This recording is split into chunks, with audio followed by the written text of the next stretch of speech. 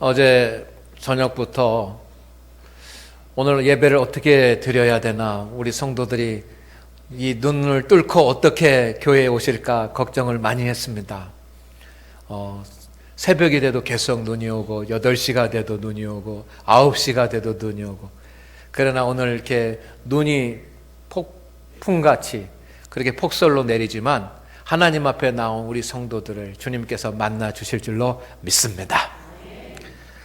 여러분, 지난주 설교를 혹시 기억하십니까? 설교자에게 가장 어리석은 질문이라고 생각이 됩니다. 설교의 내용을, 지난주에 했던 그런 설교의 내용을 우리가 정말 기억해야지만 되는가? 여러분, 답을 드리면 기억할 필요 없다. 따라하겠습니다. 기억할 필요 없다. 기억할 필요 없다. 그렇지만 제가 바라는 것은 설교했던 그 설교의 본문 말씀은 확실하게 기억되어야 합니다. 믿습니까?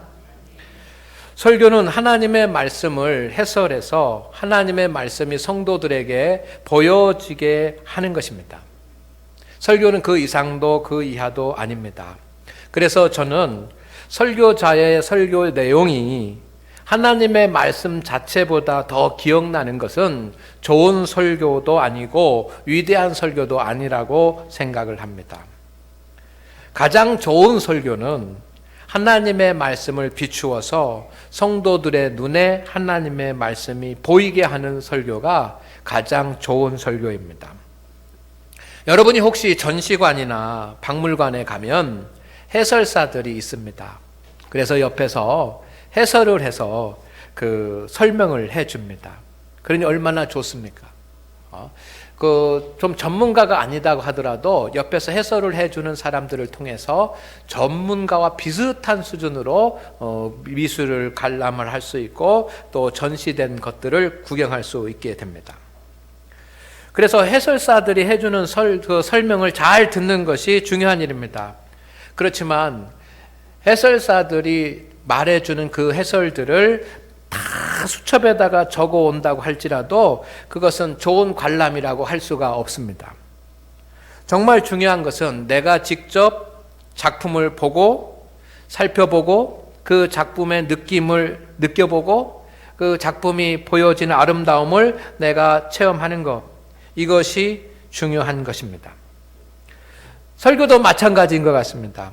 저는 설교자로서 성도님들에게 하나님의 말씀이 잘 보이도록 조명을 비춰주는 그런 역할을 할 뿐입니다. 그래서 최선을 다해서 여러분들에게 하나님의 말씀이 보여지도록 매 주일 설교 때마다 성령의 능력을 의지해서 하나님의 말씀의 빛을 비추는 것이 저의 사명입니다. 그래서 이 사명을 잘 감당할 수 있도록 여러분이 기도해 주시기를 소망을 합니다. 그래, 여러분의 임무도 있습니다.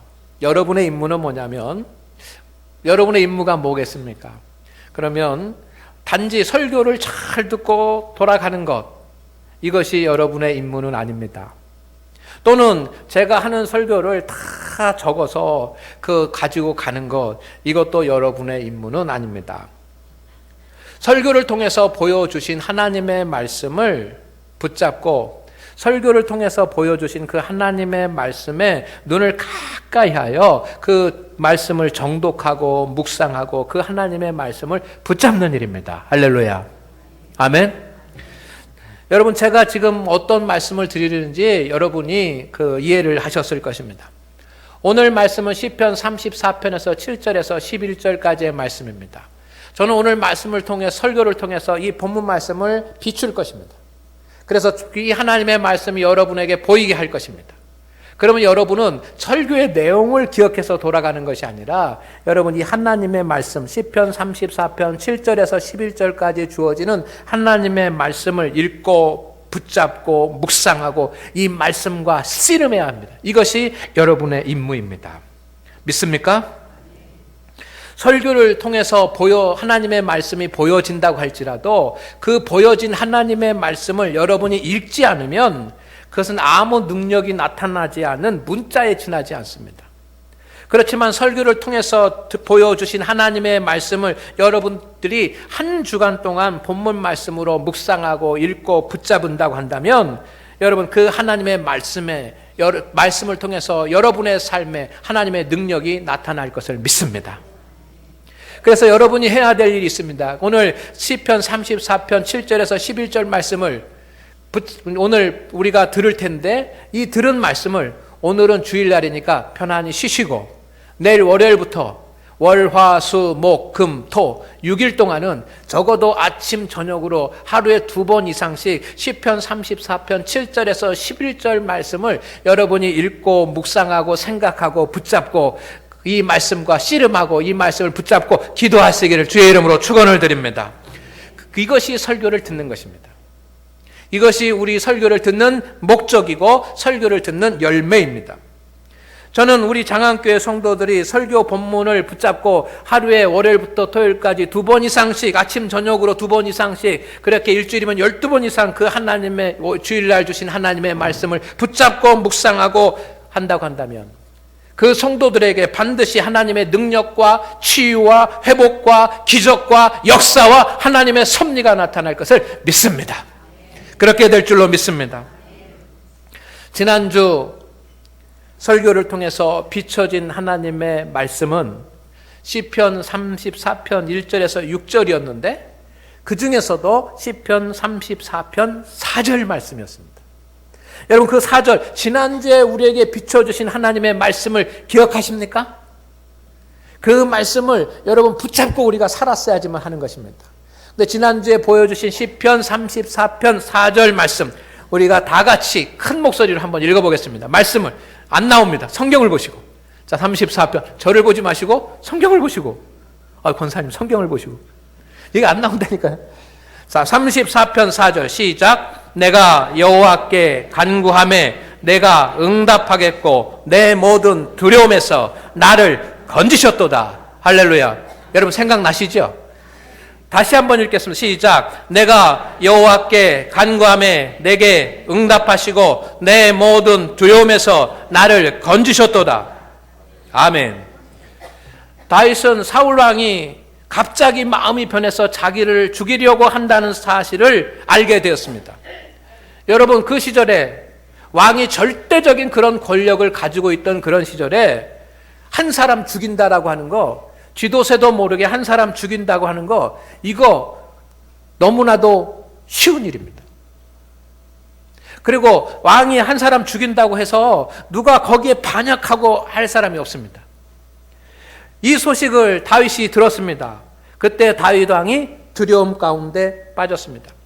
평상시에는 전혀 두려울 것이 없고 두려워하지도 않았던 다윗이 그 자기를 죽이려고 한다는 소식을 듣고 두려움 가운데 빠졌습니다. 얼마나 두려움이 그의 마음 가운데 밀려왔는지 불안장애, 공황장애의 상태가 되어버렸습니다. 그래서 그는 하지 않아야지만 되는 어리석은 판단을 하게 됩니다. 블레셋으로 가면 살겠구나. 여러분 블레셋으로 가면 어떻게 삽니까? 어린아이가 생각해도 죽습니다. 잡히면 끝입니다. 그런데 그렇게 큰 두려움에 사로잡히니까 판단 능력과 사고 능력이 없어져 버렸습니다. 그래서 블레셋으로 피신하게 됩니다. 블레셋에 갔더니 블레셋 사람들이 다 알아봅니다. 다윗이라고 다 알아봅니다. 다 블레셋의 왕도 알아보고 신하들도 알아보고 다 알아봅니다. 이제 다윗은 꼼짝없이 잡혀서 죽게 되었습니다. 그때 그 순간 사람들이 자신을 알아보는 바로 그 순간 다윗은 다시 한번 두려움이 쓰나미처럼 몰려왔다고 그랬습니다. 왕과 그 블레셋 사람들이 두려워졌습니다. 이제 마음은 두려움으로 가득 찼고 이제 왕에 의해 가지고 꼼짝없이 잡혀서 죽게 될 상황입니다. 이렇게 정신도 혼미하고 죽을 수밖에 없는 위급한 순간에 다윗이 하나님 앞에 했던 믿음의 행위가 한 가지 있습니다. 그게 뭐냐면 하나님 앞에 기도드리는 일입니다. 믿습니까? 지금 다윗은 두려움이 몰려오고 불안장애가 겹쳐 공황 상태가 되고 공황장애가 오고 그리고 이제 움직이기만 해도 꼼짝없이 잡혀 죽을 수밖에 없는 생명의 위협을 느끼는 바로 그 순간에 다윗은 하나님 앞에 부르짖어서 기도한 줄로 믿습니다. 이것이 내가 여호와께 간구하매라고. 다윗은 그때 하나님 앞에 기도를 드렸습니다. 하나님 앞에 기도했더니 하나님께서 모든 두려움과 환난에서 다윗을 쏙 뽑아서 건져주신 줄로 믿습니다.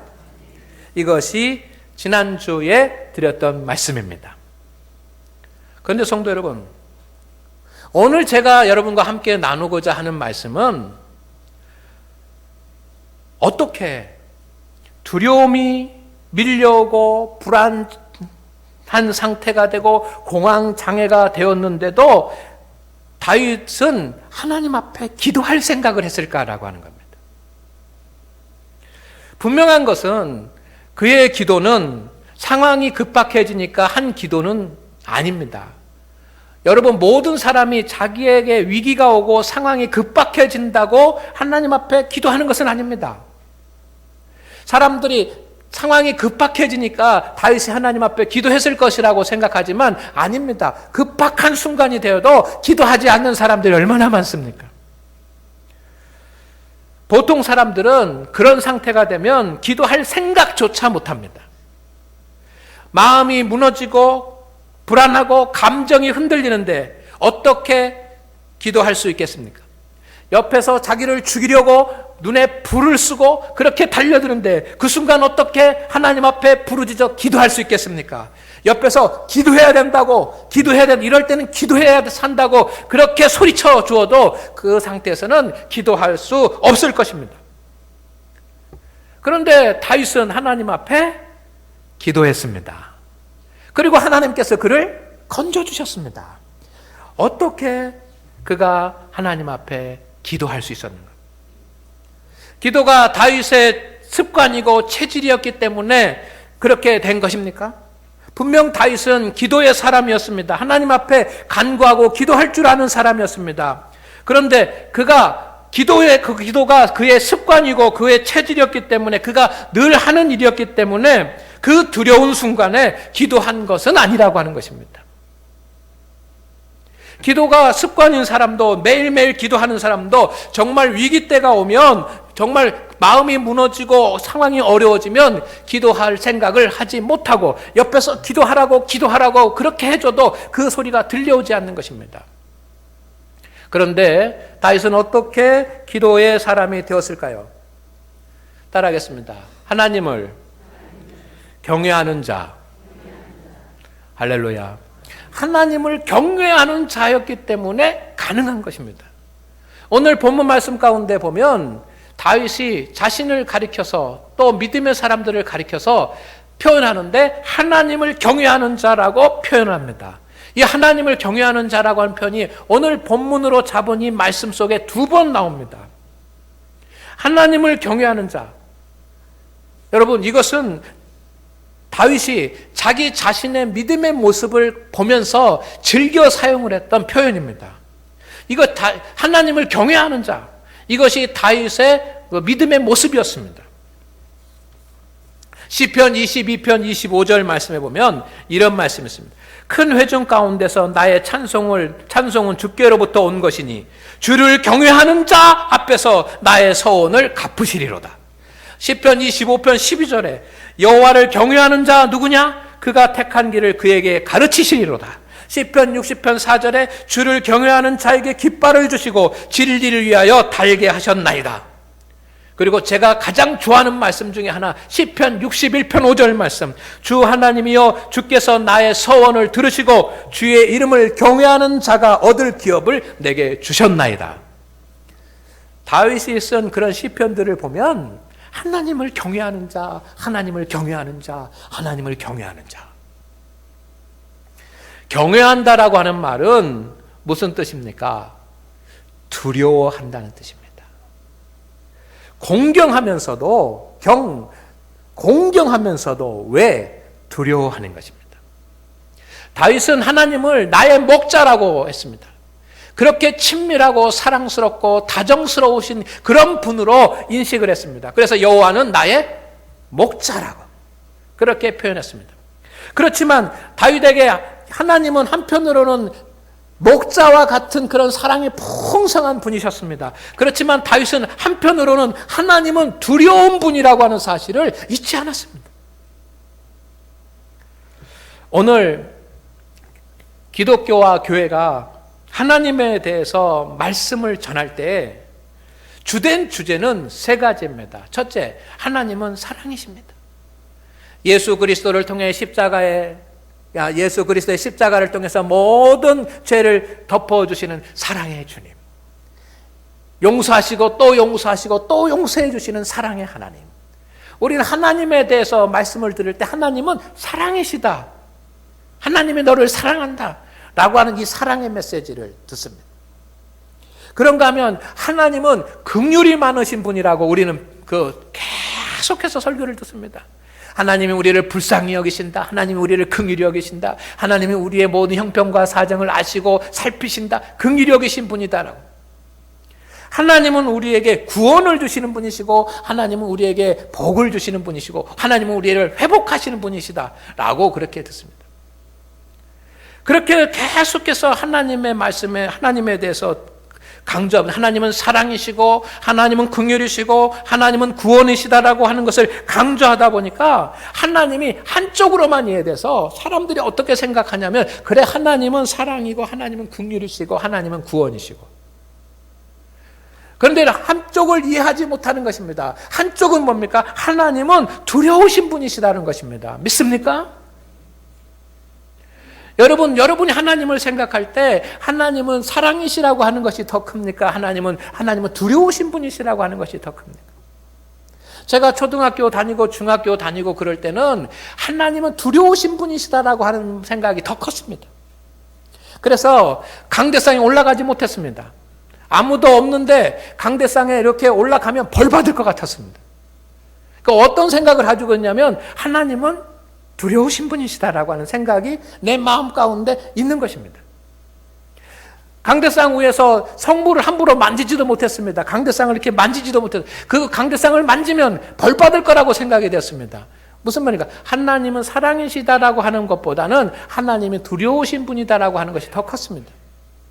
그런데 오늘날은 어떻게 하나님은 두려우신 분이시다라고 하는 생각보다는 하나님은 사랑이시다라고 하는 마음이 더 큽니다. 용서해 주시겠지, 봐주시겠지, 이해해 주시겠지. 성도 여러분, 하나님은 사랑이십니다. 그렇지만 분명히 하나님은 두려우신 분이십니다. 우리는 하나님의 사랑을 알아야지만 됩니다. 그렇지만 우리는 하나님을 두려워할 수도 알아야 됩니다. 믿습니까? 이건 제가 여러분들을 겁주기 위해서 하는 말이 아닙니다. 하나님을 두려워할 수 있는 믿음이 있어야 돼요. 왜냐하면 하나님은 거룩하신 분이시기 때문입니다. 하나님은 거룩하신 분이십니다. 우리 인간과 다릅니다. 허물과 죄가 있는 인간과 다릅니다. 하나님은 거룩하신 분이십니다. 지극히 거룩한 존재가 하나님이십니다. 최고로 거룩하신 분이 하나님이십니다. 아멘? 여러분, 그 하나님 앞에 내가 서 있는 것입니다. 내가 서 있습니다. 그 거룩하신 하나님 앞에 내가 서게 되면 그 하나님은 거룩하시지만 그 하나님 앞에 서 있는 나의 모습은 너무나도 비거룩입니다. 거룩하신 하나님은 죄가 없으신 완전한 거룩의 영광의 모습이시지만 그 앞에 서 있는 나는 죄인일 수밖에 없는 거예요. 여러분, 하얀색 배경에 사람이 서면 여러분 얼굴이 더 검해 보이는 거예요. 거룩하신 빛이신 그런 하나님 앞에 우리가 설 때 우리에게 드러나는 것은 무엇입니까? 그것은 나의 죄뿐입니다. 하나님은 거룩하시지만 우리는 거룩하지 않기 때문에 하나님 거룩하신 하나님 앞에 설 때 우리는 우리의 비거룩성이 우리의 죄된 모습이 드러날 수밖에 없는 것입니다. 믿습니까? 하나님은 의로우신 분이십니다. 하나님은 정의로우신 분이십니다. 하나님은 공평하신 분이십니다. 그런데 우리가 살아가는 인생의 모습, 나의 모습은 어떻습니까? 나는 의롭지 못합니다. 나는 속이고 거짓말하고 부인하고 그것을 쉴 새 없이 거듭해서 합니다. 정말로 의로우신 그 하나님, 의로우신 하나님 앞에 내가 섰을 때 나의 허물만이 드러나는 것입니다. 하나님은 모든 주권과 하나님은 모든 권세를 가지고 계신 분이십니다. 그 모든 주권과 권세를 가지신 그 주님 앞에 내가 서 있다라고 하는 사실을 알게 되면 우리는 나는 연약하고 나는 약하다라고밖에 말할 수 없는 것입니다. 오늘 하나님 앞에 예배하는 우리 성도 여러분, 하나님은 거룩하시고 하나님은 의로우시고 하나님은 모든 권세를 가지신 분이라고 하는 사실을 우리는 잠시도 잊으면 안 됩니다. 모든 것을 용서하시는 사랑의 하나님이시고 모든 것을 긍휼히 여기시는 긍휼의 하나님이시지만 우리를 건져주시는 구원의 하나님이시지만 하나님은 거룩하시고 하나님은 의로우시고 하나님은 절대 주권을 가지신 분이시라고 하는 사실을 여러분이 한시도 잊으시면 안 됩니다. 하나님은 거룩하시기 때문에 하나님은 의로우시기 때문에 하나님은 절대 주권을 가지고 계시기 때문에 우리는 그 앞에만 서면 나는 죄인입니다. 나는 허물이 많습니다. 나는 약한 존재입니다. 라고 고백할 수밖에 없는 것입니다.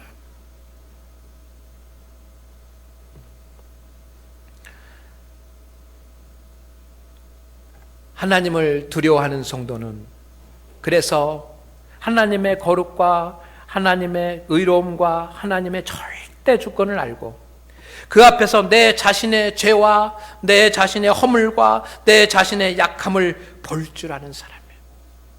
그때 하나님을 두려워하게 되는 것입니다. 하나님을 경외하게 되는 것입니다.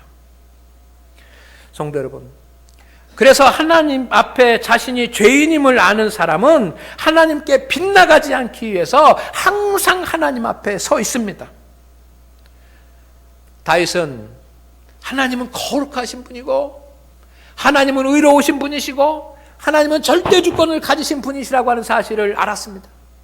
그래서 그 거룩하신 주님 앞에 서기만 하면 자기의 죄가 보이고 그 의로우신 주님 앞에 서기만 하면 자기의 허물이 보이고 절대 주권을 가지시고 능력을 가지신 하나님 앞에만 서면 자신의 약함이 보여서 자신이 너무나도 큰 죄인이고 허물을 가진 약한 존재이라고 하는 사실을 알고 늘 하나님의 곁을 떠나지 않으려고 주께 곁에 서 있으려고 하나님으로부터 빗나가지 않고 하나님으로부터 벗어나지 않으려고 그렇게 했던 사람인 줄로 믿습니다. 그래서 항상 하나님 곁에 서 있었던 다윗이었기 때문에 기도할 수 없는 그런 상태와 같은 순간에도 하나님 앞에 기도할 수 있었던 줄로 믿습니다. 성도 여러분, 우리는 하나님을 경외하고 하나님을 두려워하는 신앙을 회복해야지만 됩니다. 하나님을 사랑하는 사랑도 회복해야 되지만 하나님을 두려워하는 두려움도 회복해야지만 됩니다. 이 시간 하나님 앞에 예배를 드리면서 우리는 두려움으로 예배 드릴 수 있어야 됩니다. 하나님 앞에 기도하면서 두려움으로 기도해야 됩니다. 하나님을 찬송하면서도 두려운 마음이 있어야 됩니다. 주님의 일을 감당하면서도 사역을 하면서도 두려운 마음이 있어야 됩니다. 교제를 하며 성도 간에 교제를 하면서도 하나님 두려운 마음이 있어야 하는 것입니다. 오늘 하나님을 경외하는 믿음을 우리가 회복할 수 있기를 주의 이름으로 축원을 드립니다. 축원을 드립니다. 분명한 것은 하나님을 경외하는 자가 위기의 순간이 왔을 때에도 하나님 앞에 기도할 수 있다는 것입니다. 오늘 본문에 보면 7절을 보십시다. 7절에 보면 여호와의 천사가 주를 뭐 하는 자? 경외하는 자. 주를 경외하는 자라고 하는 말이 나오고 다음에 8절을 보겠습니다.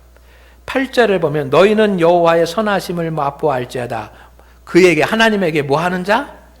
피하는 자라고 하는 말이 나오고 10절에 젊은 사자는 궁핍하여 줄일지라도 여호와를 뭐 하는 자? 찾는 자라고 하는 말이 나옵니다. 여러분, 지금 사도 다윗이 어떤 말을 쓰냐면 여호와를 경외하는 자, 그 다음에는 뭐 하는 자? 여호와께 피하는 자, 그 다음에는 하나님을 찾는 자. 할렐루야. 여러분, 그것을 오늘 성경을 통해서 볼 수 있기를 원합니다. 그래서 여호와를 경외하는 자, 여호와께 피하는 자, 하나님을 찾는 자. 저는 이 말씀을 보면서 이렇게 따라하겠습니다. 여호와를 경외하는 자가 하나님께 피하고, 하나님께 피하는 자가 하나님을 찾는다. 할렐루야. 하나님을 경외하는 성도들이 하나님께 피해서 하나님을 의지하는 것이고, 하나님께 피하는 성도들이 하나님을 찾는 것입니다. 하나님을 찾는다는 말은 기도한다는 말입니다. 그러니 하나님을 경외하는 자가 위기의 순간이 왔을 때 하나님 앞에 기도할 수 있는 것입니다. 성도 여러분, 하나님을 경외하는 자가 기도하는 것입니다. 우리가 기도하지 않는 것은 하나님을 경외하지 못하는 신앙을 가졌기 때문입니다. 하나님은 단지 사랑이시라고만, 긍휼이시라고만 생각하기 때문입니다. 그러나 분명한 것은 하나님을 경외하는 자가 하나님 앞에 피하고, 하나님께 피하는 자가 하나님을 찾는 자입니다. 오늘 하나님을 경외해서 하나님을 찾는 성도들이 되시기를 주의 이름으로 축원을 드립니다. 하나님을 경외하는 자에게 하나님을 두려워하고 하나님의 거룩과 하나님의 의로움과 하나님의 주권을 생각하면서 나의 죄됨과 허물과 약함을 기억하는 하나님을 두려워하고 경외하는 자에게는 오늘 주어지는 복이 두 가지가 나와 있는데, 첫째 복이 있습니다. 7절 말씀을 보겠습니다. 여호와의 천사가 주를 경외하는 자를 뭐하고? 둘러 진치고 그들을 뭐하도다? 건지시는도다. 여호와의 천사가 주를 경외하는 자를 둘러서 진치고 그들을 건지시는도다. 진친다라고 하는 말은 군대의 용어입니다. 여러분, 이 강력한 군사 그 부대가 앞에서 딱 맞고 진치고 있으면 아무리 공격을 해와도 무너지지 않는 것입니다. 그런데 다윗이 이렇게 고백을 합니다. 하나님을 경외하는 자는 누가? 천사가, 주의 영들이, 하나님의 천사, 하나님이 보내신 천사들이 뭐하고? 내 주위에 둘러 뭐하고? 진치고 우리를 건져내시는 줄로 믿습니다. 다윗이 위기의 순간을 맞이했습니다. 이제 꼼짝없이 블레셋 사람들에게 죽게 됐습니다. 블레셋 왕에게, 신하들에게, 백성들에게 발각이 되었습니다. 그는 골리앗의 칼을 가지고 있었습니다. 부인할 수가 없습니다. 그때 기도하고 여호와를 경외하는 자, 하나님께 피하고 하나님께 피할 때 다윗은 하나님을 찾은 줄로 믿습니다. 하나님 앞에 기도했습니다. 그 기도의 시간에 하나님께서 둘러 진치시고 그를 건져주셨는데 그에게 지혜를 주셨습니다. 그래서 그가 미친 척을 했습니다. 하나님께서 주신 지혜인 줄로 믿습니다. 그 짧은 순간에 하나님께서 지혜를 주셨고, 성도 여러분, 블레셋 왕과 신하들의 마음과 백성들의 마음을 하나님께서 돌려놓으신 줄로 믿습니다. 믿습니까? 경외하는 자, 천사가 둘러 진치고 그들을 건지시리로다. 다윗을 건져 주셨습니다. 하나님을 경외하는 자에게 주어지는 복이 있는데 9절에 있습니다. 너희 성도들아 여호와를 경외하라. 그를 경외하는 자에게는 뭐함이 없도다? 부족함이 없도다. 다윗이 고백했던 말 중에 계속해서 고백했던 내게 부족함이 없다, 내게 부족함이 없다. 이 말은 무슨 말입니까? 내가 모든 것을 가지고 있다라고 하는 말보다는 하나님이 나를 계속해서 채워주신다라고 하는 말입니다. 여호와를 경외하는 자, 하나님을 경외하는 자에게 하나님께서 모든 것을 채우실 줄로 믿습니다. 성도 여러분, 여러분이 하나님을 경외하는 신앙을 회복한다고 한다면, 그래서 우리가 하나님을 경외하는 신앙의 사람이 된다고 한다면 믿으십시오. 하나님께서 우리를 위기의 순간에서 건져 주실 것을 믿으십시오. 하나님께서 우리에게 모든 부족한 것을 채워주실 줄로 믿습니다. 그것을 믿으십시오. 오늘 하나님을 경외하는 자가 하나님께 피하는 자가 되고, 하나님께 피하는 자가 하나님을 찾는 자가 됩니다. 하나님을 찾을 때 하나님께서 건져주실 줄로 믿습니다. 그런 은혜가 우리 모든 성도들에게 있기를 주의 이름으로 축원을 드립니다. 기도합니다. 하나님 아버지, 오늘 우리 성도들과 함께 하사 하나님을 경외하는 자 되게 하여 주시옵시고, 하나님을 경외하는 성도들 어느 곳에 있든지 천사들이 둘러 진치고 우리 성도들을 건지는 역사를 베풀어 주시옵소서. 하나님을 경외하는 우리 성도들 어느 곳에 있든지 부족함이 없게 하여 주시옵소서. 예수님의 이름으로 기도리옵나이다. 아멘.